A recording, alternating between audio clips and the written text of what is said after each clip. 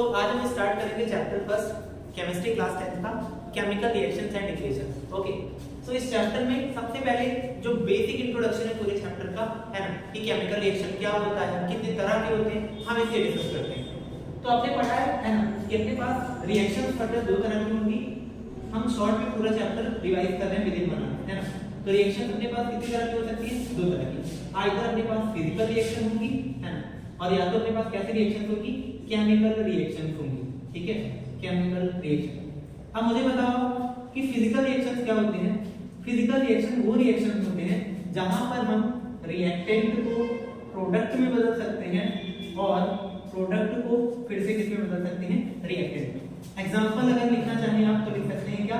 Melting of ice, है ना, ice का पिघलना। आइस वाटर में कन्वर्ट हो सकता है और वाटर फिर से किस में कन्वर्ट हो सकता है? आइस में। तो ऐसे रिएक्शन को क्या कहते हैं? फिजिकल रिएक्शन, जहां पर रिएक्टेंट को प्रोडक्ट में और प्रोडक्ट को रिएक्टेंट में बिल्कुल कन्वर्ट कर सकते हैं। ठीक। दूसरा जो हमें चैप्टर में पढ़ना है दैट इज केमिकल रिएक्शन। ये क्या है? केमिकल रिएक्शन में रिएक्टेंट से प्रोडक्ट तो बनता है बट प्रोडक्ट से रिएक्टेंट नहीं बनेगा। यहाँ पर रिएक्टेंट की केमिकल प्रॉपर्टी अलग होगी और प्रोडक्ट की केमिकल प्रॉपर्टी अलग होगी। एग्जांपल अगर मैं आपको लिख के बताऊं तो क्या होगा? आप यहाँ एग्जांपल लिख सकते हैं क्या? बर्निंग ऑफ पेपर, है ना, बर्निंग ऑफ पेपर लिख सकते हो या कोई सा भी एग्जांपल जो आपको ऐसा समझ में आ रहा हो वो लिख सकते हो। आप तो बताओ कि कागज जलाने के बाद जो राख बनती है, क्या आप राख से फिर से कागज बना सकते हो? नहीं। तो ऐसे रिएक्शन जिसमें रिएक्टेंट से प्रोडक्ट बन जाए, प्रोडक्ट से रिएक्टेंट बन जाए, they are called physical reaction. और जहां पर रिएक्टेंट से प्रोडक्ट तो बन जाए बट फिर से प्रोडक्ट से रिएक्टेंट ना बने, ऐसे रिएक्शन को हम क्या कहते हैं? Chemical reaction. तो क्या आपको केमिकल रिएक्शन समझ में आया? इसका डेफिनेशन छोटा सा लिख लेते हैं क्या? केमिकल रिएक्शन होता क्या है? तो केमिकल रिएक्शन क्या है? Reaction in which new substance with new properties are formed, है ना। यानी ऐसा रिएक्शन जिसमें नई चीजें बने और उनकी प्रॉपर्टी अलग हो। प्रॉपर्टी बोले तो पहले रिएक्टेंट का कलर कुछ और, बाद में प्रोडक्ट का कलर कुछ और बन जाए, है ना। पहले रिएक्टेंट का कह सकते हैं टेस्ट कुछ ऐसा अलग हो और प्रोडक्ट का टेस्ट अलग हो जाए, है ना। तो इसे क्या कहते हैं? Chemical reaction. तो रिएक्शन में पार्टिसिपेट जो स्पीशीज करती हैं उन्हें हम क्या कहते हैं? रिएक्टेंट। रिएक्टेंट क्या होता है? जो पार्टिसिपेट करता है इसमें केमिकल रिएक्शन। और रिएक्टेंट से जब जो चीज बनता है उसे हम क्या कहते हैं? प्रोडक्ट। तो ये क्या होता है? ये होता है जो रिएक्शन के बाद बनता है, फॉर्म होता है, दैट इज कॉल्ड प्रोडक्ट। तो रिएक्टेंट क्या? जिसने रिएक्शन में पार्टिसिपेट किया और रिएक्शन से बनने वाली चीज को हम क्या बोलेंगे? प्रोडक्ट, है ना। तो रिएक्शन से क्या बनता है? प्रोडक्ट बनता है। ठीक है, तो क्या आपको अच्छे से केमिकल रिएक्शन समझ में आया? अब बात करते हैं टाइप्स ऑफ केमिकल रिएक्शन की। इसके पहले एनसीईआरटी में एक बहुत इंपॉर्टेंट टॉपिक दे रखा है जिसके बारे में डिस्कस करने वाला हूं। क्या वहां पर मैग्नीशियम रिबन का जिक्र कर रखा है, तो यहां से जो भी पॉसिबल क्वेश्चन आ सकते हैं मैं आपको ये समझा दे रहा हूं। मैग्नीशियम क्या है? मैग्नीशियम एक एलिमेंट है जिसका एटॉमिक नंबर कितना है? 12 है। क्लियर? तो अब क्वेश्चन पूछ रखा है कि मैग्नीशियम रिबन को एयर में बर्न करने से पहले हम क्लीन क्यों करते हैं? क्लियर? तो बच्चों मैग्नीशियम रिबन जो है, अब आपने पढ़ा है ऑक्सीजन तो सारी जगह प्रेजेंट है ना। तो जब ऑक्सीजन सारी जगह प्रेजेंट है तो मैग्नीशियम रिबन को आप कहीं भी रख दोगे वो पहले से ऑक्सीजन के साथ रिएक्ट किया होगा। तो मैग्नीशियम रिबन अपने ऊपर ऑक्साइड का एक लेयर उसके ऊपर पहले से ही चढ़ा होता है, ऑक्सीजन से रिएक्ट करके, है ना। तो अब आप ऐसा सोचो कि राख को दोबारा जलाओगे, जलेगा? नहीं जलेगा। इसी तरीके से जब मैग्नीशियम ऑक्साइड का ऊपर वाला लेयर ऑलरेडी ऑक्सीजन से रिएक्ट कर चुका है, मैग्नीशियम ऑक्साइड बना चुका है, तो क्या वो फिर से रिएक्ट करेगा ऑक्सीजन से? नहीं करेगा। तो मैग्नीशियम रिबन को हम क्या करते हैं? सैंड पेपर से रब करके वो ऑक्साइड की लेयर हटाते हैं और फिर से उसे एयर के प्रेजेंस में हीट करके क्या करते हैं? जलाते हैं। क्लियर है? तो मैग्नीशियम रिबन को क्या करते हैं? पहले उसे सैंड पेपर से क्लीन करते हैं, क्लियर, और उसके बाद उसे क्या करते हैं? उसके बाद में उसे बर्न करते हैं in the presence of air, है ना। तब वो क्या बनाता है? मैग्नीशियम ऑक्साइड बनाता है। क्लीन क्यों करते हैं? यहां से क्वेश्चन आता है क्योंकि उसके ऊपर ऑलरेडी एक मैग्नीशियम ऑक्साइड की लेयर लगी होती है। तो इक्वेशन क्या है? ये है अपना मैग्नीशियम रिबन जो सॉलिड स्टेट में रहता है, ये ऑक्सीजन के साथ रिएक्ट करके क्या बनाता है? ऑक्सीजन या फिर एयर आपको लिखा मिलेगा, है ना। इससे रिएक्ट करके क्या बनाएगा? Magnesium oxide. और कलर भी इंपॉर्टेंट है, कैसा कलर होता है मैग्नीशियम ऑक्साइड का? व्हाइट कलर होता है। ये व्हाइट ऐश या व्हाइट कलर होता है। और मैग्नीशियम ऑक्साइड पहले से ही चढ़ा होता है उसके ऊपर, तो उस लेयर को रिमूव करके फिर से हमें उसे क्या करना होता है? ऑक्सीजन के प्रेजेंस में हीट दे करके उसे क्या करना पड़ता है? बर्न करना पड़ता है। ये बात आप याद रखोगे। फिर तो तो यहाँ से मैग्नीशियम वेपर वाला क्वेश्चन बनता है एंड आई होप आप इसे याद रखोगे, है ना। चलिए इतना नोट करिए फिर आगे बढ़ते हैं।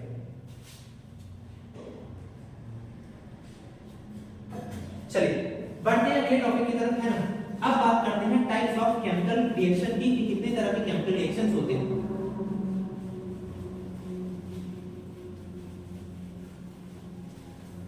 तो अगर टाइप्स की बात करें केमिकल रिएक्शंस की, तो हमारे पास टोटल 5 तरह की रिएक्शन दे रखी है ना। सबसे पहला रिएक्शन अपने पास है कौन सा, कॉम्बिनेशन रिएक्शन। दूसरा अपने पास डिकम्पोजिशन रिएक्शन। थर्ड है अपने पास डिस्प्लेसमेंट रिएक्शन। फोर्थ है डबल डिस्प्लेसमेंट रिएक्शन।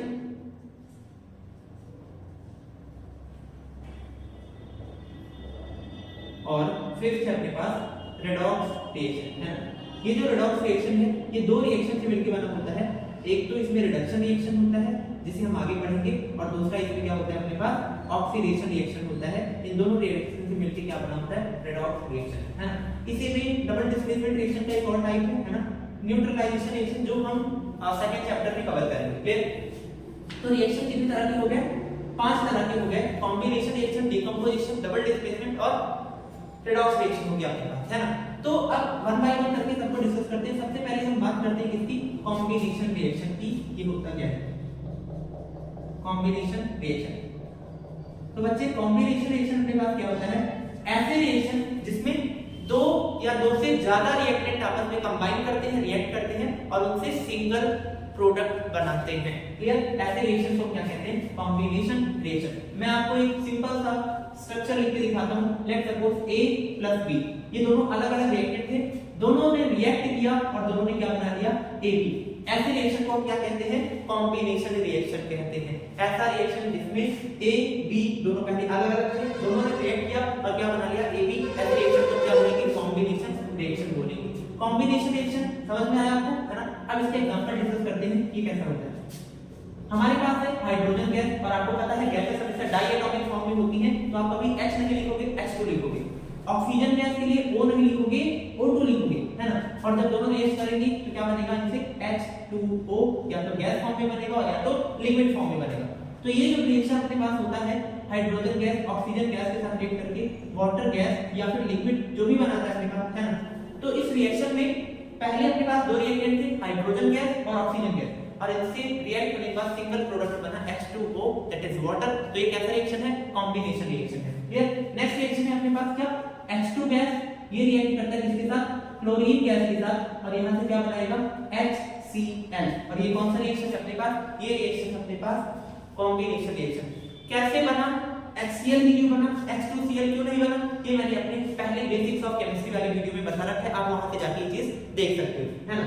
तो ये हो गया कॉम्बिनेशन रिएक्शन। अब अगर बात करते हैं डेफिनेशन की, तो क्या है कि टू और मोर रिएक्शन, है ना, सीधा लिखते हैं, रिएक्शन इन विच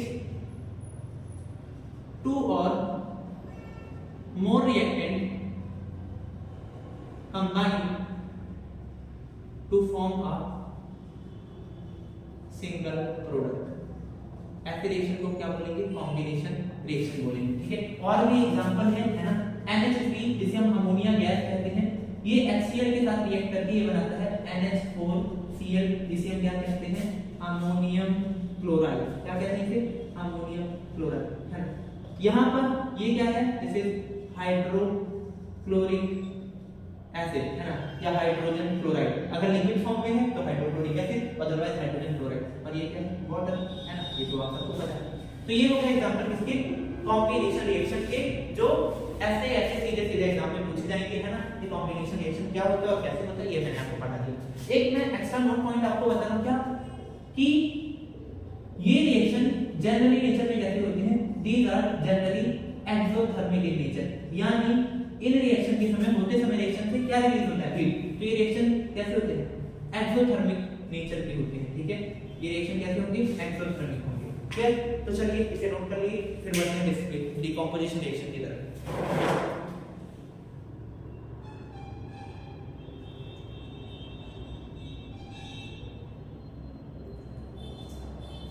अब बात करते हैं सेकंड टाइप ऑफ रिएक्शन के बारे में, है ना, दैट इज डिकम्पोजिशन रिएक्शन। पहले टाइप का रिएक्शन हमने खत्म कर लिया है, अब सेकंड टाइप ऑफ रिएक्शन जो अपने पास है दैट इज डिकम्पोजिशन रिएक्शन, उसकी बात करते हैं, है ना। तो डिकम्पोजिशन रिएक्शन में क्या होता है, सीधा सीधा नाम में ही इसका मतलब छुपा हुआ है, डिकम्पोजिशन रिएक्शन, है ना।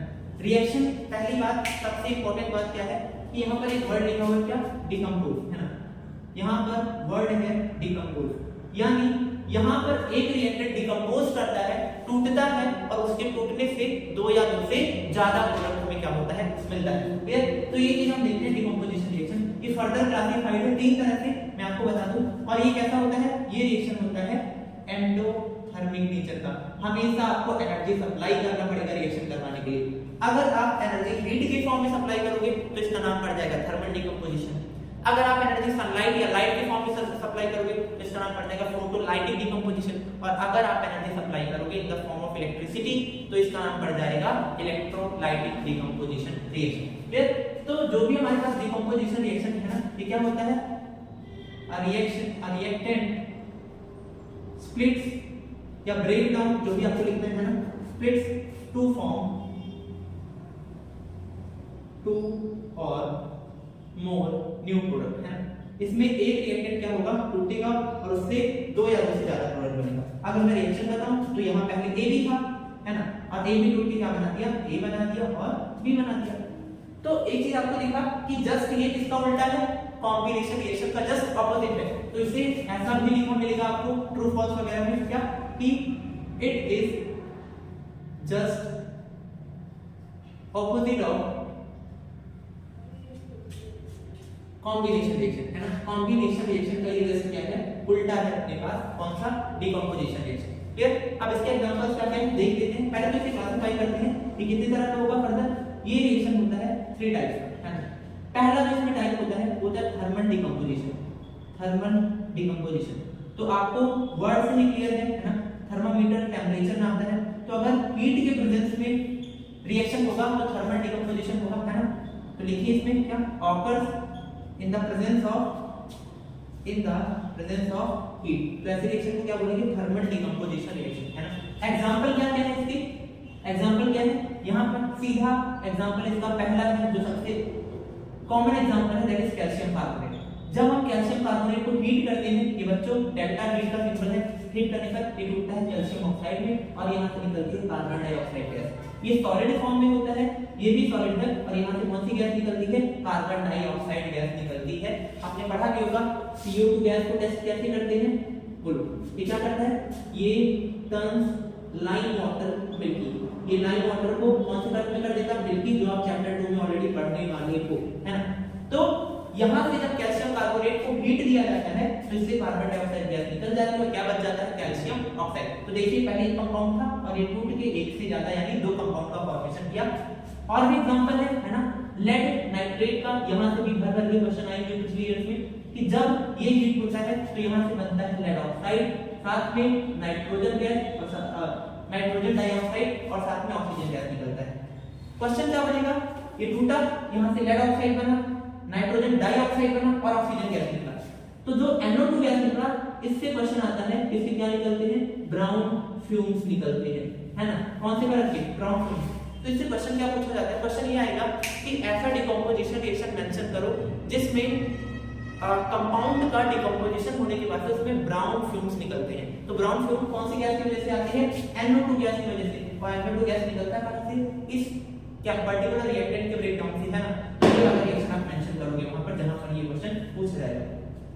एक और है जो आपके टेस्ट वगैरह में पूछा जाता है ज्यादातर कि है, मैं ऊपर मेंशन करता हूं क्योंकि नीचे स्पेस नहीं है, FeSO4। तो जब आप FeSO4 को तोड़ते हो तो यहाँ से एक तो आपको आयरन ऑक्साइड मिलता है Fe2O3 और साथ में आपको SO3 और SO2 गैस मिलता है, जो उतना इंपॉर्टेंट तो नहीं है, बट नीचे के दोनों रिएक्शन आपको ऑन द टिप होने चाहिए थर्मल डिकम्पोजिशन रिएक्शन के हिसाब से, है ना। तो आप थर्मल डिकम्पोजिशन नोट करो, इसके बाद से हम बात करते हैं दूसरे टाइप ऑफ डिकम्पोजिशन रिएक्शन की।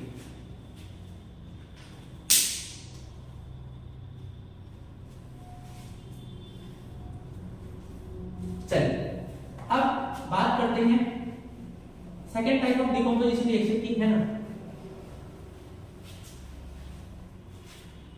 नेक्स्ट है अपने पास कौन सा, फोटोलाइटिक डिकम्पोजिशन रिएक्शन, फोटोलाइटिक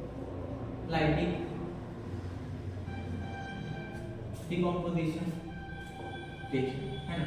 यहाँ से क्या क्या क्वेश्चन बनेगा हम साथ साथ डिस्कस करते जा रहे हैं, कौन कौन से क्वेश्चन यहाँ से पूछे जा रहे हैं, पूछे जाते हैं, है ना। तो ये जो रिएक्शन होगा ये ज्यादातर आपको याद रखना है, ये होगा occurs in the presence of sunlight, ये तो आपको पता था, in the presence of sunlight, ये बात हमें पता थी, है ना। तो नया क्या है, नया ये है कि ज्यादातर होता है कहाँ, सिल्वर सॉल्ट्स के अंदर, है ना। सिल्वर सॉल्ट्स के अंदर ये रिएक्शन ज्यादातर देखने को मिलता है। एग्जांपल के लिए AgCl हो गया, वहां आपको देखने को मिलेगा, है ना। नेक्स्ट आपका AgBr हो गया, ऐसे कंपाउंड में देखने को मिलेगा। होगा क्या रिएक्शन में, आपके पास सीधा सा कंपाउंड होगा क्या, AgCl। जब आप इसे सनलाइट के प्रेजेंस में छोड़ोगे, है ना, सनलाइट का सिंबल होता है बताने का H में, तो जब सनलाइट के प्रेजेंस में इसे आप छोड़ोगे तो ये अपने आप किसमें टूट जाएगा, सिल्वर अलग हो जाएगा और यहाँ से क्लोरीन गैस हट जाएगा। फिर दूसरा कौन सा एग्जांपल था, AgBr, इसे भी अगर आप सनलाइट के प्रेजेंस में रख देते हो तो यहाँ से Ag सॉलिड अलग हो जाएगा, सिल्वर कंपाउंड सिल्वर मेटल अलग हो जाएगा और यहाँ से कौन सी गैस निकल जाएगी, अपनी ब्रोमीन गैस क्या हो जाएगी, अलग हो जाएगी, है ना। तो यहाँ से क्वेश्चन क्या क्या बन सकता है, पहला कंपाउंड ये कि हम AgCl को या AgBr को डार्क कलर के बॉटल्स में क्यों स्टोर करते हैं, ना, डार्क कलर बॉटल्स में क्यों स्टोर करते हैं। तो आप सीधी सी बात है कि अगर ये सनलाइट के प्रेजेंस में टूट जा रहे हैं, Ag अलग Cl अलग, Ag अलग Br अलग, तो इन्हें सनलाइट से हटाना पड़ेगा और सनलाइट से हटाने के लिए हम क्या करेंगे, इन्हें डार्क बॉटल में रखेंगे ताकि वहां तक सनलाइट ना पहुंच पाए और इनका ब्रेकडाउन ना हो। इन रिएक्शन का यूज होता है फोटोग्राफी में, आपके बुक में एप्लीकेशन दिया गया होगा, है ना। तो फोटोग्राफी की इंडस्ट्री में इन कंपाउंड्स का यूज किया जाता है। चलिए ये सेकंड टाइप ऑफ रिएक्शन है, इसे भी आप लिख लीजिए, डिकम्पोजिशन का।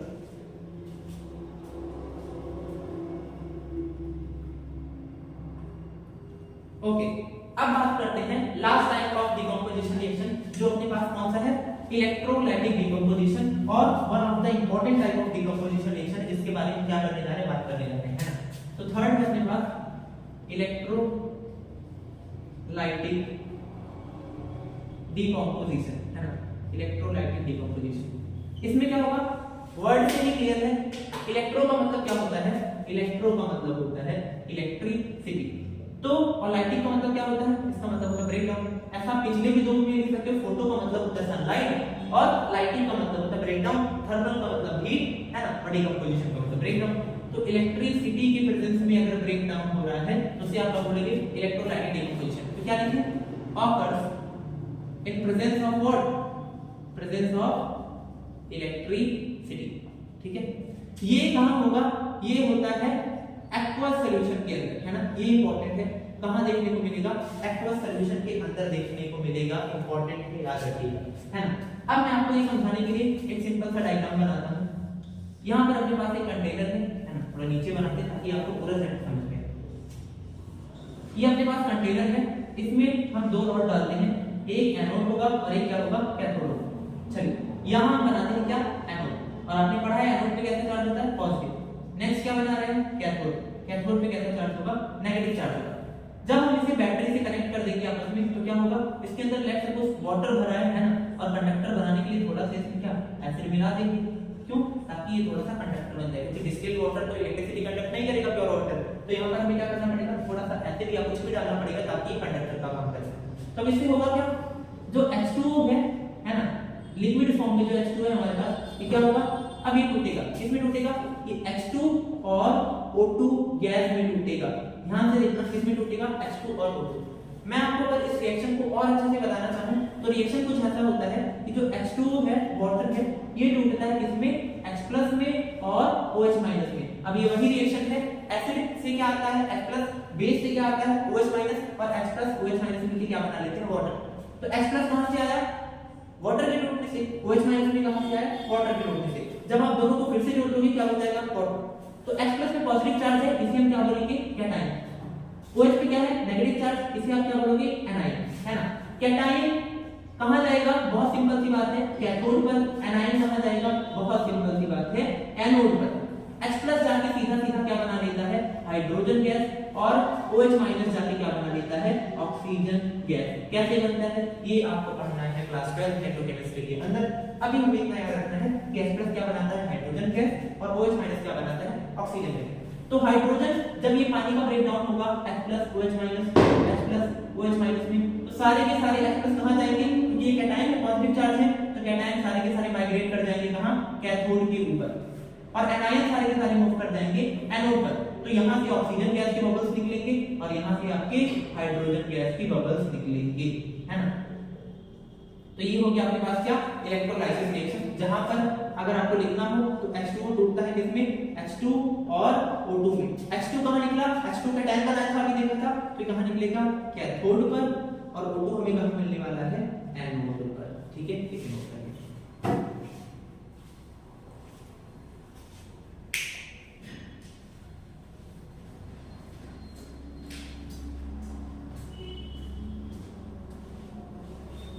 हो गया। अब बढ़ते हैं आगे, है ना। तो डिकम्पोजिशन रिएक्शन यहाँ पर हमारा खत्म होता है हर तरह का। अगर इसमें थोड़ा सा और आपको लग रहा होगा कि HCl का डिकम्पोजिशन या फिर ब्राइन में इलेक्ट्रोलाइसिस, है ना, तो ये सब हम पढ़ेंगे सेकंड चैप्टर के अंदर, एसिड बेस एंड सॉल्ट। वहां पर हम बहुत अच्छे से इलेक्ट्रोलाइसिस थोड़ा और डिटेल में पढ़ेंगे, क्लियर। तो अभी अपने पास दो रिएक्शन खत्म हो चुके हैं, कौन कौन से, कॉम्बिनेशन रिएक्शन और डिकम्पोजिशन रिएक्शन। अब बचा अपने पास क्या, third type of reaction, that is called displacement reaction, clear. Displacement reaction, reaction के नाम में ही मतलब है डिस्प्लेस का मतलब कि वहां पर से किसी को हटा के किसी रिएक्टेंट को, और वहां पर हम दूसरे रिएक्टेंट को क्या करते हैं, रख देते हैं, क्लियर। तो इसके लिए सबसे पहले जानने जरूरी है क्या चीज, रिएक्टिविटी सीरीज। रिएक्टिविटी सीरीज ये बताती है कि कौन सा एलिमेंट कितना ज्यादा रिएक्टिव है। तो उस सीरीज में सबसे आगे होता है पोटेशियम, सबसे ज्यादा रिएक्टिव होता है, फिर कौन होता है, सोडियम, फिर calcium, magnesium, aluminium, zinc, iron, hydrogen, copper, इन्हीं का जनरली यूज आएगा, है ना। या फिर और भी थोड़ा सा लिख लेते हैं, टिन आता है, लेड आता है, फिर हाइड्रोजन, कॉपर, है ना, कॉपर की बात, हाइड्रोजन, कॉपर, Ag, Au, है ना, ये सारे कंपाउंड आते हैं। Potassium, sodium, calcium, magnesium, aluminium, zinc, iron, tin, lead, hydrogen, copper, Ag, Au, है ना, सिल्वर, गोल्ड, ये सारी रिएक्टिविटी सीरीज है। तो जैसे जैसे आप आगे जा रहे हो रिएक्टिविटी क्या हो रहा है, घट रहा है ना। सबसे ज्यादा रिएक्टिव कौन था, पोटेशियम, तो आगे जाने पर रिएक्टिविटी आपका क्या होगा, घटेगा। तो सबसे ज्यादा रिएक्टिव अभी कौन है, पोटेशियम, है ना। तो पोटेशियम ज्यादा रिएक्टिव है, ये इन सबों को उनके कंपाउंड से हटा देगा, बाकी पोटेशियम को कोई भी उसके कंपाउंड से नहीं हटा पाएगा, क्योंकि पोटेशियम अभी सबसे ज्यादा रिएक्टिव है। कैसे समझेंगे, इधर देखिए, है ना। तो डिस्प्लेसमेंट रिएक्शन क्या होता है, reaction in which more reactive element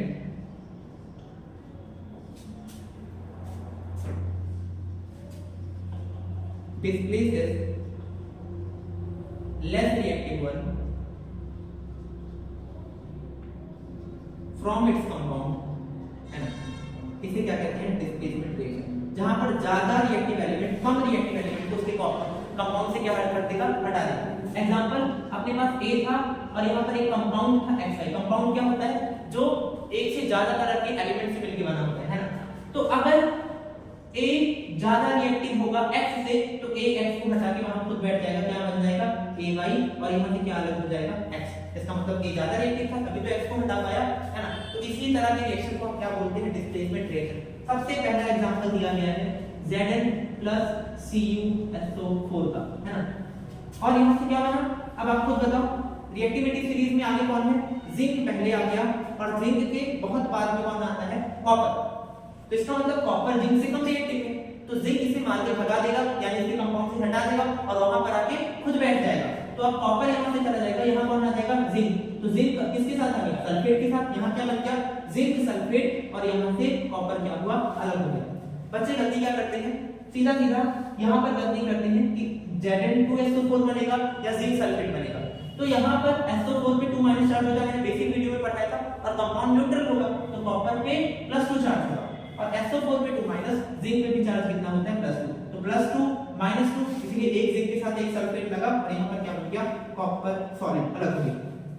question कैसे आएगा एप्लीकेशन लिस्ट, क्वेश्चन आपसे पूछेगा जैसे आजकल के क्वेश्चन जो ट्रेंड में पूछे जा रहे हैं वो यही है ना, कि पहले ब्लू कलर का सॉल्यूशन था टेस्ट ट्यूब में, बच्चे ने उसमें आयरन का रेट लिख कर दिया या जिंक का रेट लिख कर दिया, तो बताओ कलर पे क्या इफेक्ट पड़ने वाला है। तो पहले से कॉपर सल्फेट का कलर कैसा होता है, ब्लू कलर का या डीप ब्लू कलर का सॉल्यूशन होता है, तो जब आप इसमें जिंक डालोगे तो जिंक कॉपर को हटाएगा और धीरे धीरे ब्लू कलर क्या होता जाएगा, डिसअपीयर होता जाएगा। तो शुरुआत में तो ब्लू कलर धीरे धीरे डिसअपीयर होगा और जब पूरा कॉपर सल्फेट सॉल्यूशन से गायब हो जाएगा तो वहां पर पूरा सॉल्यूशन कैसा हो जाएगा, कलरलेस। क्यों? क्योंकि जिंक का कोई कलर नहीं होता, जिंक सल्फेट का कोई कलर नहीं होता, तो अब सॉल्यूशन कैसा हो जाएगा, कलरलेस हो जाएगा, है ना। यहां तक नोट करिए, हम आगे बढ़ते हैं।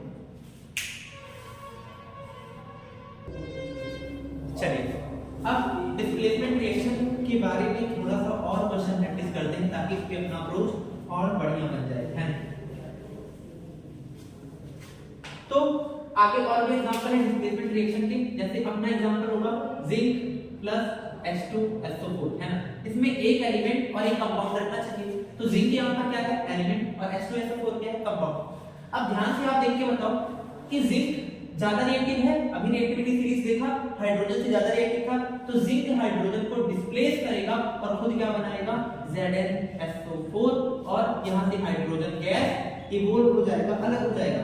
तो जो हाइड्रोजन गैस निकला, इसे टेस्ट कैसे करेंगे, थोड़ा थोड़ा साथ में अभी पढ़ते चल रहे हैं। इस गैस को टेस्ट करते हैं, ये बर्न करता है किससे, पॉपअप साउंड के साथ। तो हाइड्रोजन गैस कैसे टेस्ट करते हैं, अगर कोई गैस पॉपअप साउंड के साथ बर्न कर रही है तो कौन सा गैस होगा, सीधी सी बात है, वो हाइड्रोजन गैस होगा, है ना। और भी एग्जांपल देखते हैं, कौन सा, अब बात करते हैं एल्युमिनियम का, H3PO4 के साथ कौन सा कंपाउंड बनेगा, है ना। फिर बात करेंगे अपने पास कैल्शियम का रिएक्शन करवाएंगे MgSO4 के साथ, क्या बनेगा इसका। फिर बात करेंगे, रिएक्शन करवाएंगे हम यहाँ पर सोडियम का मैग्नीशियम ऑक्साइड के साथ, और यहाँ पर देखते हैं प्रोडक्ट क्या बनेगा। बात करते हैं पहले रिएक्शन की, यहाँ पर हाइड्रोजन से ज्यादा रिएक्टिव है एल्युमिनियम, हाइड्रोजन को हटा के वहां पर बैठ जाएगा।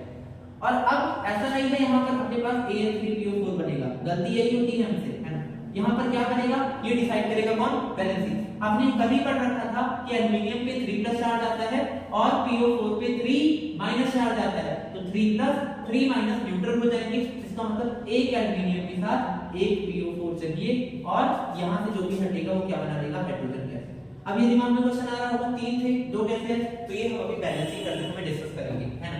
तो यहाँ से क्या बनेगा, AlPO4 एल्युमिनियम फॉस्फेट, इसका क्या नाम था, इसका नाम है जिंक सल्फेट, इस कंपाउंड का नाम है एल्युमिनियम फॉस्फेट।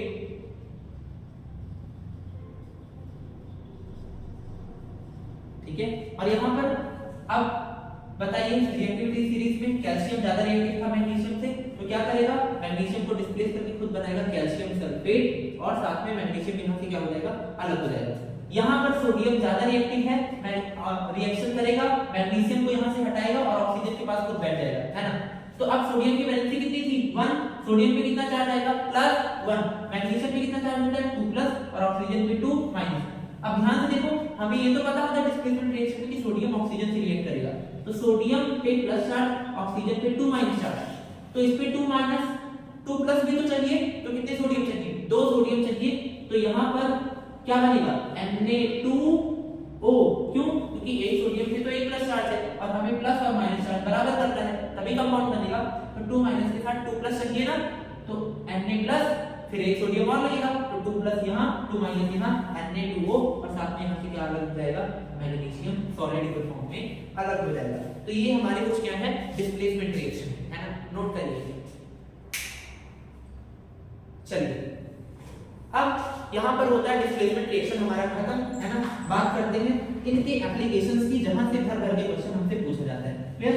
तो अब हम शॉर्ट में इनका टेबल बनाते हैं, बात करते हैं कुछ और अच्छे रिएक्शंस के बारे में।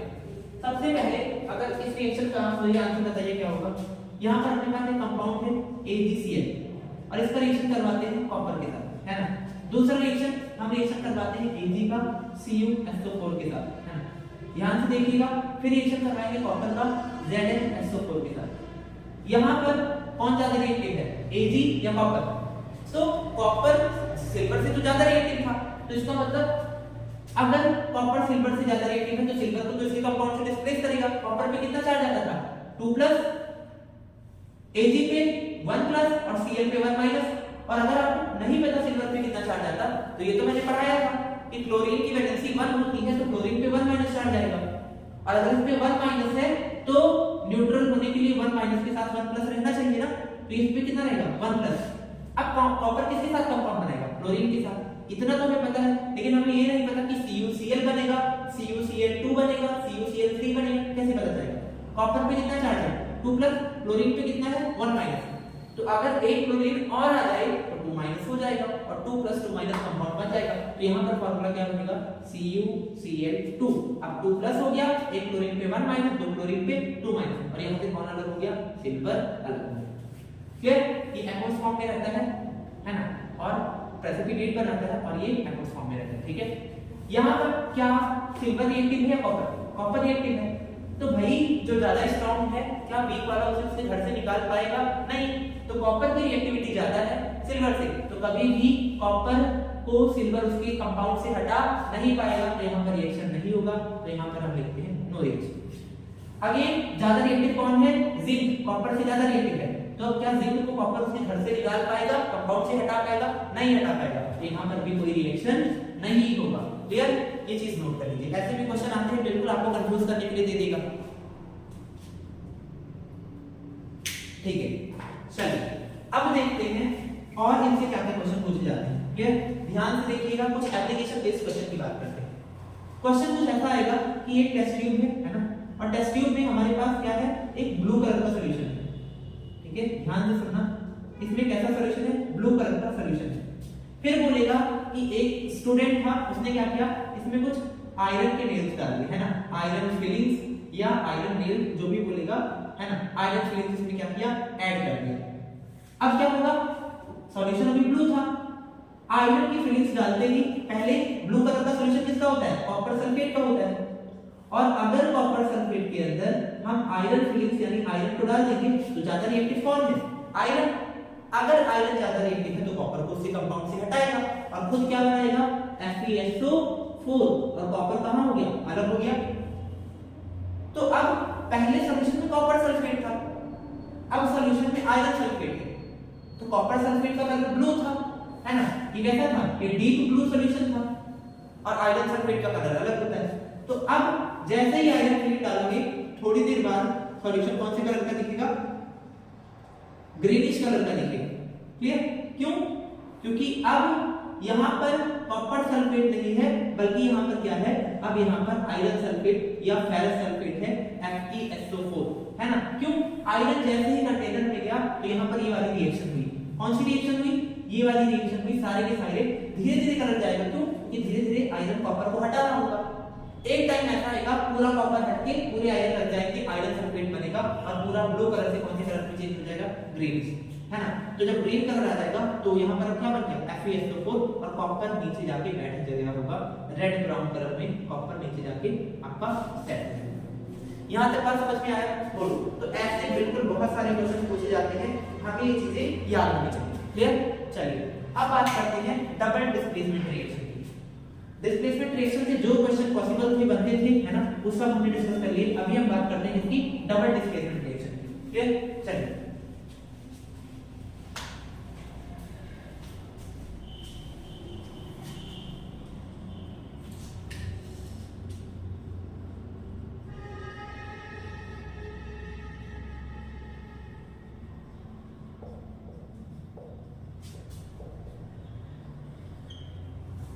ठीक है, तो पहले तो स्केलेटल समझते हैं क्या होता है। ये रिएक्शन जो भी होगा, है ना, ऑकर्स बिटवीन कंपाउंड्स। पहली बात तो ये हमें याद रखना है कि इसमें डिस्प्लेसमेंट रिएक्शन में क्या था, वहां पर एक एलिमेंट था, एक कंपाउंड लगता था, यहां पर दोनों कंपाउंड लगेंगे, AB पहला कंपाउंड, कंपाउंड 1, और XY ये क्या है, कंपाउंड 2। तो क्या होगा, या तो कैटायन का एक्सचेंज होता है और या तो अपने पास एनायन का एक्सचेंज होगा।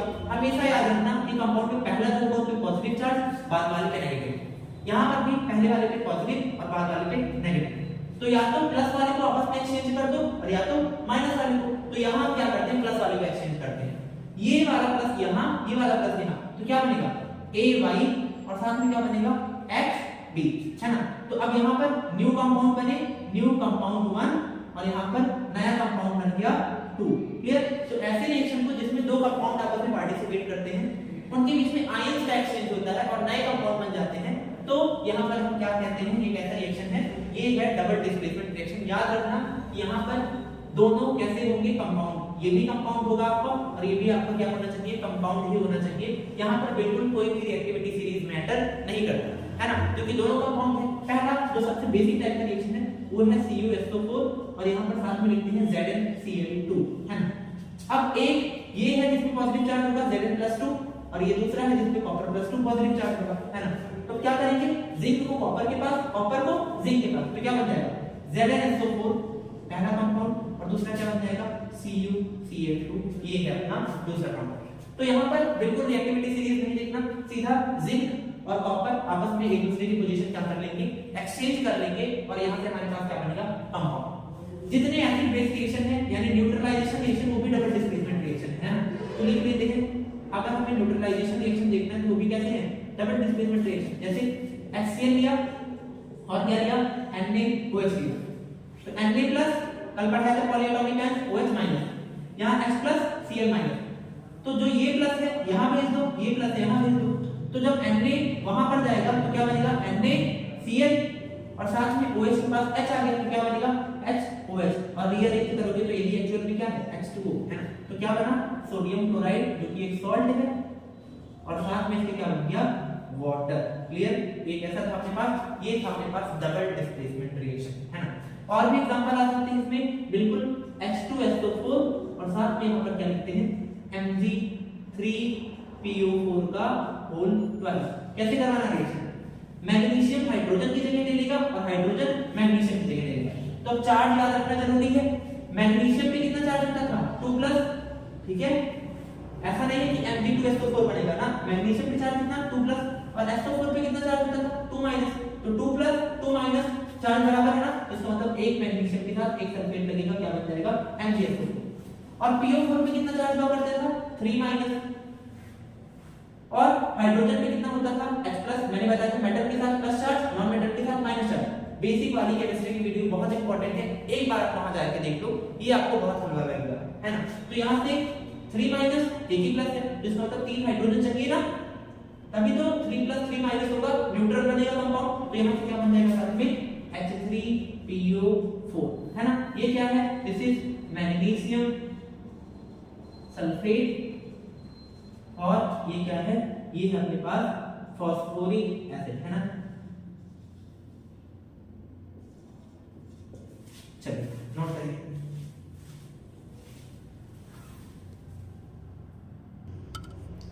अब बात करते हैं लास्ट और मोस्ट इंपॉर्टेंट रिएक्शन की है ना, रेडॉक्स रिएक्शन की।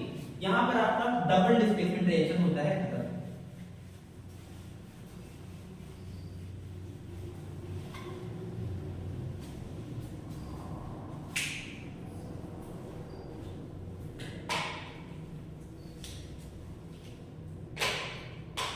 चलिए अब बात करते हैं अपने रेडॉक्स रिएक्शन।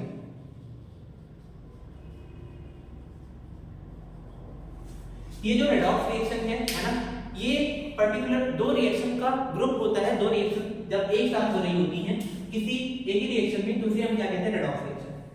तो अगर आप इस वर्ड को स्प्लिट करोगे तो दो टर्म मिलेगा, एक मिलेगा रेड और दूसरा टर्म यहां से मिलेगा ऑक्स। रेड का मतलब ये शॉर्ट फॉर्म है किसका, रिडक्शन का, और ऑक्स शॉर्ट फॉर्म है किसका, ऑक्सीडेशन का। ठीक है, तो जब किसी रिएक्शन में रिडक्शन और ऑक्सीडेशन साथ साथ हो रहा होता है तो हम उसे क्या बोलते हैं, रेडॉक्स रिएक्शन। तो लिखिए क्या, reaction in which oxidation and reduction takes place together या साइमल्टेनियसली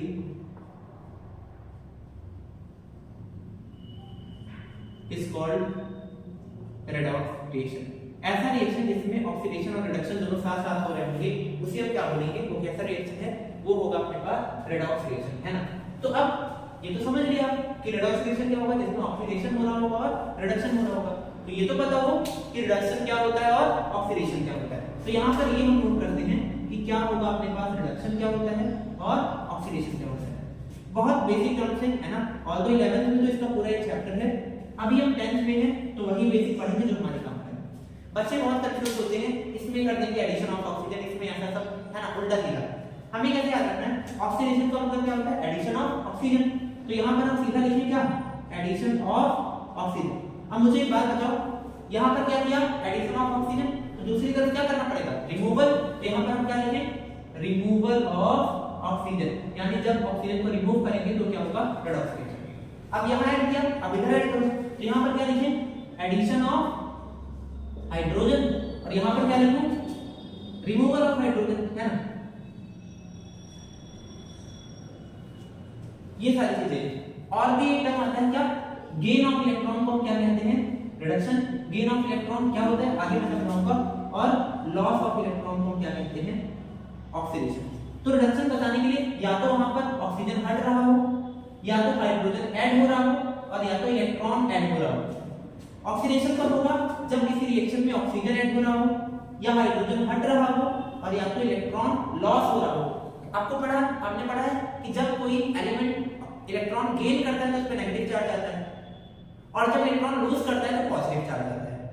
तो जिस पे जितना ज्यादा पॉजिटिव चार्ज होगा उसका ऑक्सीडेशन स्टेट उतना ज्यादा होगा, और उसका ऑक्सीडेशन नंबर उतना ज्यादा होगा, यानी वो उतना ज्यादा ऑक्सीडेशन कर रहा है। क्लियर? तो ये नोट कर लो, फिर हम एग्जांपल की तरफ बढ़ते हैं।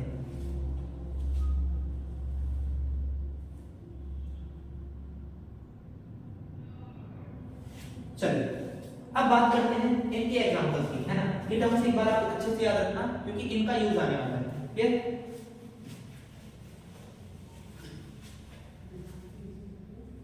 सबसे पहला एग्जांपल जो एनसीईआरटी में दे रखा है वो है MnO2 प्लस HCl, और यहाँ से क्या बनता है, यहाँ से अपने पास बनता है MnCl2, साथ में Cl2 और साथ में H2O। ये सबसे पहला एग्जांपल दे रखा है रेडॉक्स रिएक्शन का एनसीईआरटी। ध्यान से देखिए, इस रिएक्शन में क्या होगा, पहले यहाँ पर ये क्या है, MnO2, है ना। अब MnO2 के पास पहले क्या था, ऑक्सीजन। Mn के पास पहले क्या था, ऑक्सीजन।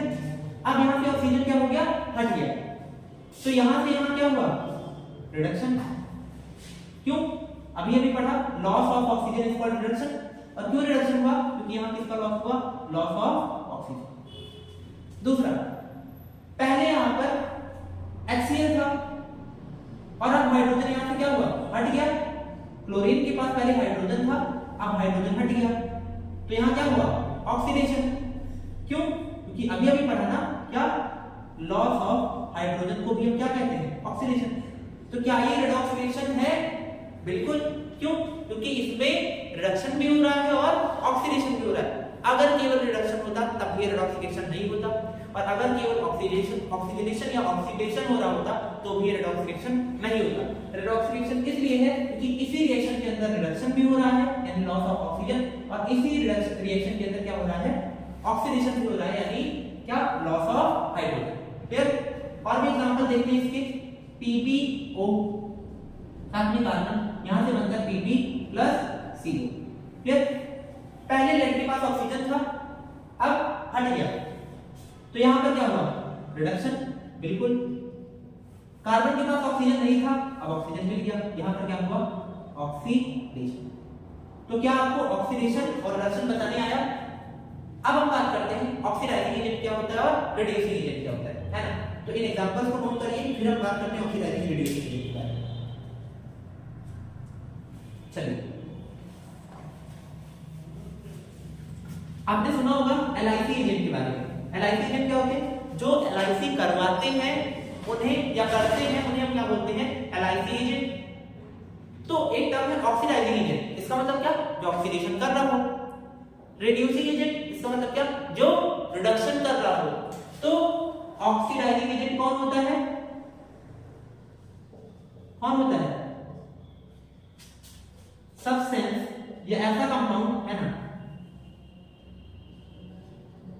which oxidizes other, जो दूसरे को क्या करे, ऑक्सीडाइज करे। क्योंकि एजेंट का काम क्या होता है, दूसरे का वो काम करवाना। तो ऑक्सीडाइजिंग एजेंट का काम क्या होगा, दूसरे को ऑक्सीडाइज करे, और अगर दूसरे को ऑक्सीडाइज करेगा तो खुद को क्या कर लेगा, रिड्यूस कर लेगा, इसे क्या बोलेंगे, ऑक्सीडाइजिंग एजेंट। इसी तरीके से रिड्यूसिंग एजेंट क्या है, बोलो, अब एजेंट है तो काम क्या होगा, रिड्यूस करवाना। तो जो क्या करे, विच रिड्यूसेस अदर, जो दूसरे को क्या करे, रिड्यूस कर दे, और खुद को क्या कर ले, ऑक्सीडाइज कर ले, इसको हम क्या करेंगे, रिड्यूसिंग एजेंट। फिर कैसे पहचानेंगे कौन ऑक्सीडाइजिंग एजेंट है कौन रिड्यूसिंग एजेंट है? बिल्कुल क्वेश्चन के थ्रू सेम एग्जांपल से हम आपको बता सकते हैं। MnO2 है, HCl था, क्या बना MnCl2 और साथ में क्या बना Cl2 और H2। तो आपने ये तो पढ़ा कि यहां से यहां क्या हो रहा था, रिडक्शन। क्यों हो रहा था? क्योंकि ऑक्सीजन का लॉस हो रहा है। यहां से यहां क्या हुआ, ऑक्सीडेशन। क्यों हुआ? क्योंकि हाइड्रोजन का लॉस हो रहा था। क्लियर? तो ये बताओ, जो ऑक्सीडाइजिंग एजेंट है उसका काम क्या है, ऑक्सीडेशन करना, ऑक्सीजन देना। ऑक्सीजन कौन देगा? जिसके पास पहले से होगा। तो MnO2 क्या है, ऑक्सीडाइजिंग एजेंट। क्यों?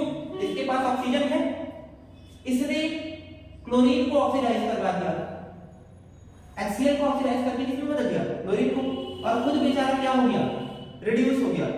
समझ आया? यानी MnO2 क्या किया, दूसरे को ऑक्सीडाइज किया, ऑक्सीडाइजेशन मतलब ये तो कोई भी ऑक्सीडाइज करके इसे ऑक्सीडाइज कर दिया है ना, हाइड्रोजन हटा दिया इसके पास से, और खुद बेचारा क्या हो गया, उसका ऑक्सीजन खुद गायब हो गया, वो क्या कर लिया, रिड्यूस कर लिया। तो ये क्या है, दिस इज ऑक्सीडाइजिंग एजेंट। क्यों? क्योंकि इसने खुद को रिड्यूस किया, ऑक्सीजन हटा लिया अपना, और इसको ऑक्सीडाइज करके इसका हाइड्रोजन गायब कर दिया। ठीक? दूसरा एग्जांपल, अब इसी में रिड्यूसिंग एजेंट कौन है, ये है। क्यों है, क्यों है रिड्यूसिंग एजेंट? क्योंकि इसने इसको रिड्यूस करवा दिया, इसको ऑक्सीजन खुद ले लिया और खुद को ऑक्सीडाइज करके इसको रिड्यूस कर दिया। एक बहुत इंपॉर्टेंट पॉइंट जो मैं आपको बताने जा रहा हूं, क्या कि हमेशा जो रिड्यूसिंग एजेंट होगा या जो ऑक्सीडाइजिंग एजेंट होगा, ये आपके रिएक्टेंट साइड पर ही होंगे, है ना। तो आपको कंफ्यूज नहीं होना, कभी नहीं होना, क्योंकि दो से ज्यादा रिएक्टेंट तो होंगे नहीं। तो उसी में एक आपका ऑक्सीडाइजिंग एजेंट होगा और एक रिड्यूसिंग एजेंट होगा। तो रिड्यूसिंग एजेंट और ऑक्सीडाइजिंग एजेंट हमेशा आपके कहां होंगे, रिएक्टेंट साइड पर होंगे। ऑन द टेक्स्ट कर लो, कभी भी गलती नहीं होगी, है ना। और भी बात करते हैं, अपने पास एक कंपाउंड था कॉपर ऑक्साइड, रिएक्शन किससे करवाया, हाइड्रोजन से। अब हुआ क्या, यहां से बन गया कॉपर और साथ में बन गया वाटर, बना। तो क्या हुआ, कॉपर के पास से ऑक्सीजन हट गया, तो इसका क्या हुआ, रिडक्शन। अभी अभी पढ़ा था लॉस ऑफ ऑक्सीजन को क्या कहते हैं, रिडक्शन। और हाइड्रोजन के पास ऑक्सीजन आ गया, तो इसका क्या हो गया, ऑक्सीडेशन। ये तो हमें याद था कि अगर ऑक्सीजन का लॉस हुआ है तो रिडक्शन, और अगर ऑक्सीजन का गेन हुआ तो क्या हुआ, ऑक्सीडेशन।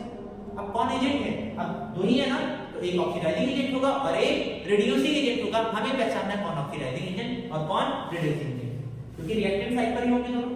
तो इसके पास पहले से ऑक्सीजन था तो यही तो देगा, तो ये क्या है, ऑक्सीडाइजिंग एजेंट। पहले से था, अपना दूसरे को देकर खुद रिड्यूस हो गया, अपना क्या किया, दूसरे को ऑक्सीडाइज कर दिया और खुद को क्या कर लिया, रिड्यूस कर दिया। और ये क्या है, ये है रिड्यूसिंग एजेंट, जिसने खुद को ऑक्सीडाइज कर लिया, ऑक्सीजन खुद ले लिया और कॉपर बेचारे को क्या कर दिया, रिड्यूस कर दिया। तो ये क्या था, रिड्यूसिंग एजेंट। और इसके पहले हमने जो मैंने क्वेश्चन करवाया था कौन सा, याद करो, PbO+C, यहां से क्या बना, Pb+C। इसमें आप बताओगे कि कौन ऑक्सीडाइजिंग एजेंट है और कौन रिड्यूसिंग एजेंट है। मैं कमेंट सेक्शन से गो थ्रू करूंगा और देखते हैं किसका आंसर सही होता है ना। अब आपको इतना तो सीधा समझ में आ गया होगा कि दो ही रिएक्टेंट हैं, तो एक ऑक्सीडाइजिंग एजेंट होगा, एक रिड्यूसिंग एजेंट होगा। इसके पास पहले से ऑक्सीजन है, वही करवा सकता है ना। तो आप करके मुझे आंसर करना कि इसका आंसर क्या है। तो ये नोट करना, ये है आपका क्रॉस रिएक्शन जो यहां पर खत्म हो। क्लियर?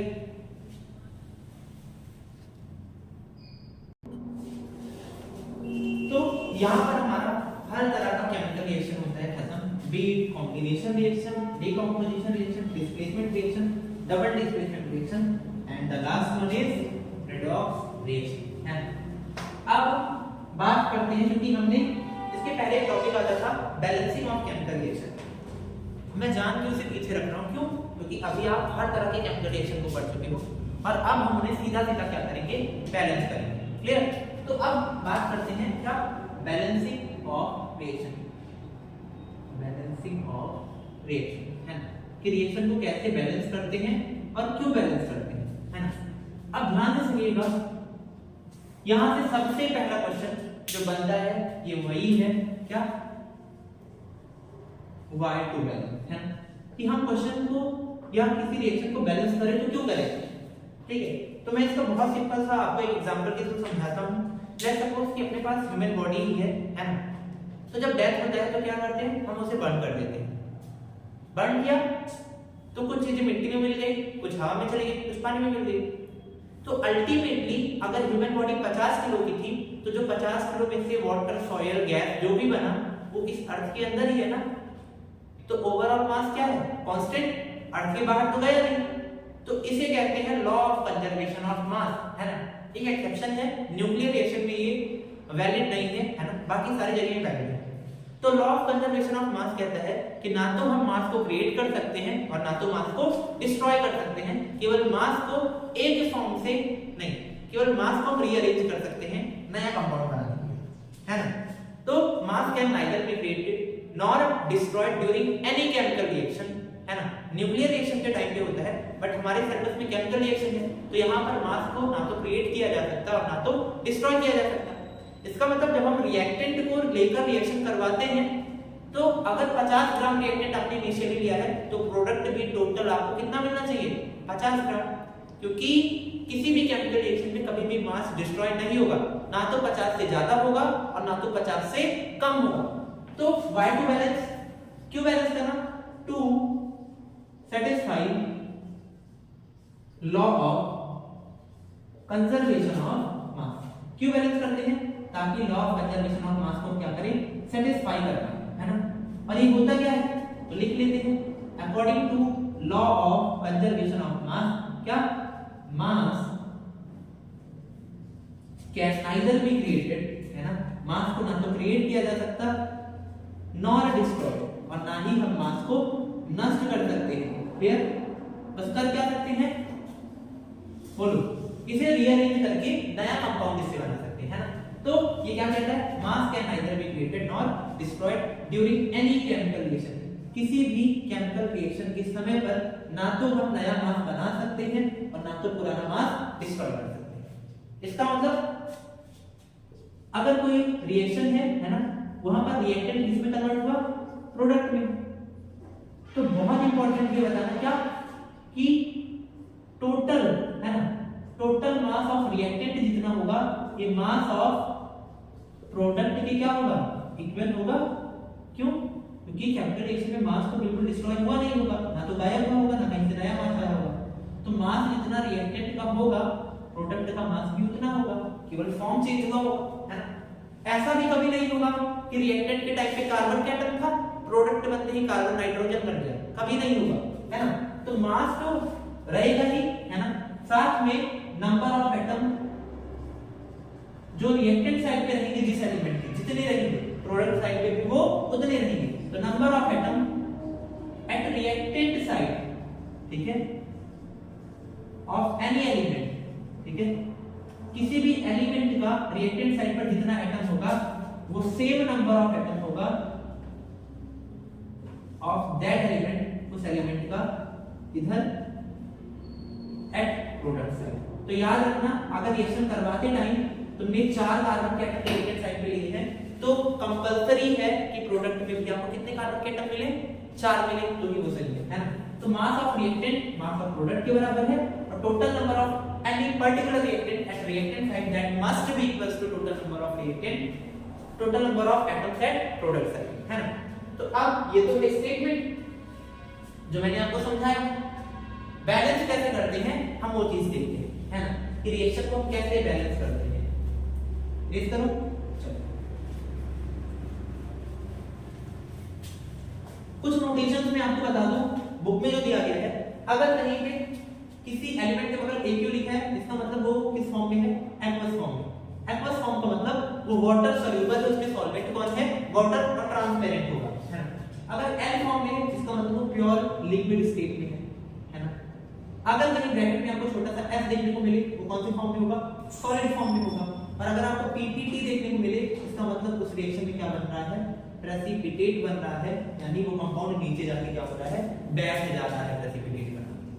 क्लियर। तो अब रिएक्शन को बैलेंस करना शुरू करते हैं, ठीक है। रिएक्शन को हम क्या करेंगे, बैलेंस करना शुरू करेंगे। चलिए सबसे पहला रिएक्शन हम लेते हैं क्या, H2 + O2, यहां से क्या बना था, H2O बना था। क्लियर, H2 और O2 से मिलकर क्या बना था, H2। तो मुझे बताओ रिएक्टेंट की साइड पे कितने हाइड्रोजन, 2, प्रोडक्ट की साइड पे कितने हाइड्रोजन, 2, लेकिन रिएक्टेंट की साइड पे कितने ऑक्सीजन, 2, और प्रोडक्ट की साइड में कितना है 1, तो यहाँ भी 2 करना पड़ेगा। आप कभी भी यहाँ 2 नहीं लिखोगे, ये गलत हो जाएगा। आप हमेशा सामने लिखोगे, है ना, तो आपको यहाँ नहीं लिखना, ये आपको बहुत इंपॉर्टेंट है, याद रखना पड़ेगा। तो आपको 2 कहाँ लगाना पड़ेगा, सामने। और ये जो सामने नंबर लिखते हैं, यहाँ पर हम ऐसा एक आपको रिलेशन दिखाते हैं कि A B से रिएक्ट किया, क्या बनाया A, ठीक है। तो अगर इसके सामने कुछ नंबर आपको देखने को मिले, है ना, ये A B C, तो ये A B C इन्हें हम कहते हैं स्टोइशियोमेट्रिक कोएफिशिएंट, स्टोइशियोमेट्रिक कोएफिशिएंट, है ना, इनका नाम है स्टोइशियोमेट्रिक कोएफिशिएंट, ठीक है, या कोएफिशिएंट ऑफ स्टोइशियोमेट्री। तो आप कभी नीचे नहीं लगाओगे, आप हमेशा सामने यहां नंबर यूज कर सकते हो बैलेंस करने के लिए। तो अभी आपने यहां 2 यूज किया, तो 2 2 जा 4, अब तो हाइड्रोजन 4 हो गए, और ऑक्सीजन यहां कुछ नहीं तो 1 ना, तो 2 1 2, ऑक्सीजन तो 2, हाइड्रोजन कितना हो गया 4, तो यहां भी 2 लगा दो, 2 2 जा 4, 4 हाइड्रोजन यहां, 4 यहां, 2 ऑक्सीजन यहां, 2 यहां। अभी रिएक्शन अपना क्या है, एकदम balance. Next N2 plus H2, इनसे क्या बनता है, इनसे बनता है अमोनिया, ठीक है। अब यहां पर कितने हाइड्रोजन पहले देख लो, सबसे लास्ट में मैं आपको एक तरीका बताता हूं, सबसे लास्ट में हम बैलेंस करते हैं ऑक्सीजन को और हाइड्रोजन को, है ना। तो यहां पर कितने नाइट्रोजन है 2, यहां कितना है 1, तो पहले नाइट्रोजन बैलेंस करो, यहां पर कितना लगा दो, कभी यहां 2 नहीं लिखोगे, याद रखना, यहां पर 2 यूज करो, नाइट्रोजन 2 हो गए। अब हाइड्रोजन यहां कितना 2, यहां कितना है 3 है ना, 6 है, 3 ये मल्टीप्लाई बाय 2 कितना हो गया 6, तो यहां 2 पहले से कितना लगा 3 3 2 6, बैलेंस हुआ, हां, ठीक है। अब बात करते हैं अगले रिएक्शन की, यहां पर CH4 है, ये रिएक्ट करेगा, ये आपका कंबशन रिएक्शन है जो आपको कार्बन और इस कंपाउंड चैप्टर में पढ़ोगे, ठीक है। CH4O2 यानी कोई भी हाइड्रोकार्बन बोले तो जो कार्बन और हाइड्रोजन से केवल बना, जब उसे ऑक्सीजन या एयर की प्रेजेंस में बर्न करते हो तो वहां से क्या बनता है, कार्बन डाइऑक्साइड गैस और H2। अब अगर रिएक्शन बैलेंस करनी पड़ी तो सबसे पहले मेटल, फिर नॉन मेटल, और सबसे लास्ट में ऑक्सीजन और हाइड्रोजन को बैलेंस करते हैं। कार्बन कितना है 1, यहां कितना है 1, ठीक है, ऑक्सीजन 2 3, तो अब बैलेंस करने की बारी आई, है ना, कैसे बैलेंस करूं, हाइड्रोजन यहां पर 2 है, अगर हाइड्रोजन यहां पर 2 है, यहां पर कितने हैं 4, कार्बन 1, तो कैसे बैलेंस करोगे, सबसे पहले क्या करते हैं हम यहां यूज करते हैं 2, ठीक है। अभी ऑक्सीजन 2 यहां 4 और हाइड्रोजन 4 हो गए, तो यहां पर कितना लगा देते हैं 2, एक कार्बन 2 2 4 ऑक्सीजन, तो 2 यहां और 2 यहां, और हाइड्रोजन 4, हाइड्रोजन यहां भी कितने हो गए 4, फिर नेक्स्ट Pb NO3 का होल पाइज, साथ में NaCl, है ना, यहां से अगर बनेगा PbCl2 और NaNO3, ठीक है, इसे ट्राई करो। नेक्स्ट है AgCl प्लस CuSO4, ठीक है, AgCl Na2SO4, या फिर चेंज करते हैं AgNO3 प्लस NaCl, यहां से मुझे आपको कुछ और बताना है तो इसलिए मैंने इसे ट्राई करो।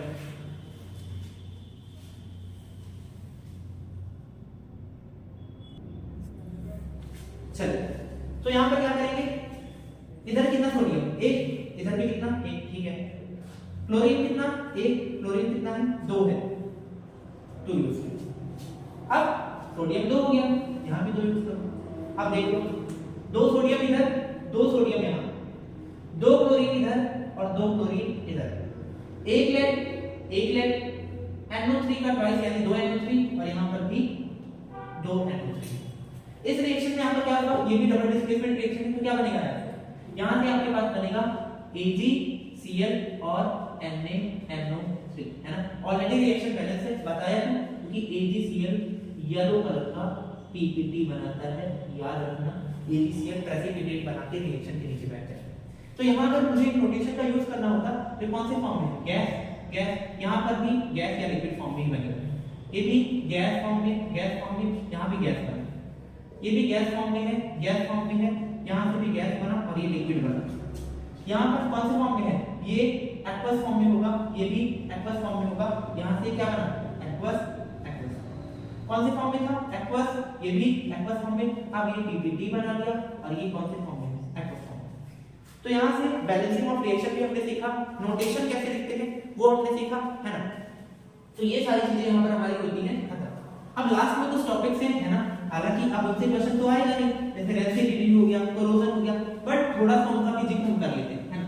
तो रेसिडिटी क्या होता है, जब हम कोई भी खाने वाली चीज होती है हमारे पास, चिप्स या पैकेट, चिप्स या कुरकुरे के पैकेट में, है ना, कौन सी गैस फिल होती है, वहां पर जो हमारे पास फॉइल्स होते हैं, है ना, फॉइल्स, वो फॉइल्स किसके बने होते हैं, एल्युमिनियम के बने होते हैं, है ना। एल्युमिनियम के फॉइल क्यों, क्योंकि वो कम रिएक्टिव होते हैं और एल्युमिनियम का अबंडेंस ज्यादा है, उनकी परसेंटेज नेचर में ज्यादा है, ठीक है। और इसके अंदर जो गैस भरी होती है कौन सी, नाइट्रोजन गैस भरी होती है चिप्स या फिर कुरकुरे के पैकेट में। रीजन क्या है, रीजन ये है कि नाइट्रोजन गैस जो होती है ये होती है लेस रिएक्टिव, है ना, या इनर्ट होता है। नाइट्रोजन नाइट्रोजन के बीच में ट्रिपल बॉन्ड होगा जो आप आगे पढ़ोगे, इसे तोड़ना थोड़ा मुश्किल होता है। तो नाइट्रोजन का जब तक बॉन्ड टूटेगा नहीं, दूसरे के साथ रिएक्ट करेगा। अगर यहीं पर ऑक्सीजन गैस अंदर होता तो क्या करता, इस चिप्स या कुरकुरे में जो ऑयल है उनके साथ रिएक्ट कर जाता और इनका टेस्ट इसमें सब कुछ बेकार कर देता। क्योंकि इसमें नाइट्रोजन गैस भरा हुआ है तो नाइट्रोजन गैस क्या करेगा, प्रिजर्व करके रखेगा और इजीली उसे स्पॉइल नहीं होने देगा, खराब नहीं होने देगा, तो उसका टेस्ट इसमें सब कुछ पहले जैसा ही होगा, है ना। तो इसे क्या कहते हैं, रेसिडिटी, है ना। क्या कहते हैं, रेसिडिटी। कोरोजन क्या है, कोरोजन है कि जब किसी मेटल सरफेस पे ऑक्सीजन या मॉइस्चर का रिएक्शन होकर उसको जंग लग जाता है, क्लियर। तो उसी कोरोजन का एक स्पेशल केस होता है क्या, रस्टिंग। किसके लिए है, आयरन के लिए, है ना। कोरोजन का स्पेशल केस है रस्टिंग, किसके लिए वैलिड है, आयरन के लिए। तो बाकी जो मेटल्स हैं, है ना, मेटल्स अगर उठाया जाए किसके, एल्युमिनियम के, कॉपर के, तो ये जो मेटल्स हैं अगर इसका वायर ले लो आप, है ना, और इसे खुले हवा में छोड़ दो या मॉइस्चर में छोड़ दो, तो इसका ऊपर लेयर क्या करेगा, रिएक्ट कर जाएगा, ऊपरी लेयर तो रिएक्ट कर जाएगा और ऊपर बना लेगा एल्युमिनियम ऑक्साइड का लेयर या एल्युमिनियम सल्फाइड का लेयर। तो ऊपर वाला लेयर तो रिएक्ट कर दिया, अब ये रिएक्शन करने से ऊपर बन गया है प्रोटेक्टिव लेयर, ठीक है, प्रोटेक्टिव लेयर जो अंदर वाली लेयर को खराब नहीं होने देगा। और यहां पर अगर बात करें अंदर वाली लेयर तो ये ऐसे एकदम सेफ बची होगी। दूसरे केस में अगर बात करें कॉपर की, तो कॉपर सल्फर से ज्यादा रिएक्ट करता है। तो कॉपर के ऊपर अगर एक बार कॉपर सल्फाइड का या कॉपर ऑक्साइड का लेयर बन जाता है तो भी यहाँ पर अंदर की लेयर सेफ बची होगी, इसीलिए हम वायर यूज करते हैं, आयरन का वायर क्यों नहीं यूज करते, क्योंकि आयरन पूरा जंग लग जाएगा, है ना। आयरन के साथ ऐसा नहीं है, आयरन के साथ क्या है कि अगर उसका ऊपर वाला लेयर रिएक्ट करके खराब हुआ, आयरन ऑक्साइड बनाया, है ना, तो उसके ऊपर वाला लेयर तुरंत क्या करेंगे, नीचे गिर जाएंगे, शट ऑफ हो जाएंगे, और जो अंदर का सेफ लेयर है वो फिर से रिएक्ट करना शुरू कर देगा और फिर वो धीरे धीरे खराब होगा। ऐसे ऐसे करते करते पूरा आयरन डिस्ट्रॉय हो जाएगा। लेकिन बाकी मेटल्स के साथ ऐसा नहीं है। यही रीजन है कि जो आयरन के ब्रिज बने होते हैं, आयरन की रेलिंग लगी होती है ब्रिज पे, है ना, उनके ऊपर हम कॉपर की या सॉरी क्रोमियम की या जिंक की इलेक्ट्रोप्लेटिंग करते हैं, है ना। अगर आयरन को जिंक से कवर करते हो, है ना, तो इसे कहते हैं गैल्वेनाइजेशन। क्यों, क्योंकि जिंक उतनी आसानी से ऑक्सीजन से रिएक्ट नहीं करेगा तो आयरन को अंदर बचा के रखेगा। आयरन की ब्रिज है, अगर उसमें जंग लगना शुरू होगा तो ब्रिज टूटेगा और इकोनॉमिकली बहुत लॉस होगा और उसमें बहुत सारे लोगों की जान भी जा सकती है, क्लियर। तो आयरन के ऊपर एक प्रोटेक्टिव लेयर या तो जिंक की लगा देते हैं या क्रोमियम की। तो अगर आयरन को क्रोमियम से प्रोटेक्ट किया गया है तो इस प्रोसेस को कहते हैं इलेक्ट्रोप्लेटिंग। इलेक्ट्रोप्लेटिंग क्या होता है, आयरन के ब्रिज या आयरन मेटल के ऊपर क्रोमियम की लेयर को चढ़ा देना, जिससे अंदर का लेयर आयरन कभी ऑक्सीजन से रिएक्ट करेगा ही नहीं और ना तो उस पे रस लगेगा और वो खराब भी नहीं होगा। तो आयरन ऐसा मेटल है कि जिसका ऊपर वाला लेयर अगर रिएक्ट करता है तो वो अपने आप गिरेगा, फिर नया लेयर रिएक्ट करेगा, वो गिरेगा, ऐसे करते करते पूरा आयरन क्या हो जाएगा, डिस्ट्रॉय हो जाएगा। बाकी मेटल्स के साथ ऐसा नहीं है। मैंने आपको बताया कि एल्युमिनियम है, कॉपर है, ये सारे मेटल्स क्या करते हैं, एक बार जहां वो रिएक्ट किए, इवन मैग्नीशियम पहला केस आपको बताया था, तो ऊपर एक मेटल ऑक्साइड की लेयर बन जाती है और वो लेयर फिर क्या करती है, इंसुलेटर की तरह काम करती है, फर्दर अंदर वाली लेयर को डिग्रेड नहीं होने देती है, क्लियर। वो लेयर अंदर वाली लेयर को क्या खराब नहीं होने देगी और अगर अंदर वाले लेयर सेफ होंगे तो ऊपर वाला लेयर क्या करेगा, उतना बचा के रखेगा और कभी भी पूरा मेटल खराब नहीं होगा, क्लियर। तो ये सारे रीजंस हैं क्या कि आयरन को हमें इलेक्ट्रोप्लेटिंग क्यों करना पड़ता है क्रोमियम से या फिर जिंक से गैल्वेनाइजेशन क्यों करना पड़ता है, ताकि हम मेटल्स को प्रोटेक्ट कर पाए। ठीक है, तो यहाँ से क्वेश्चन वैसे आने के चांसेस तो थे नहीं, बट इन केस अगर आ गया तो आपको कॉन्सेप्ट पता है ना, आप लिख लोगे। तो चलिए यहाँ पर वन शॉट पूरा चैप्टर 1 आपका खत्म होता है। कमेंट में बताइएगा कि चैप्टर कैसा लगा, वाज इट इजी और टफ, है ना। और अगर आपको लगता है कि कुछ इंपॉर्टेंट छूट गया हो या आप कुछ सजेस्ट करना चाहते हैं, है ना, तो आप बिल्कुल बताइएगा। नेक्स्ट क्लास में हम स्टार्ट करेंगे next chapter acid base and salt, है ना। Till then take care.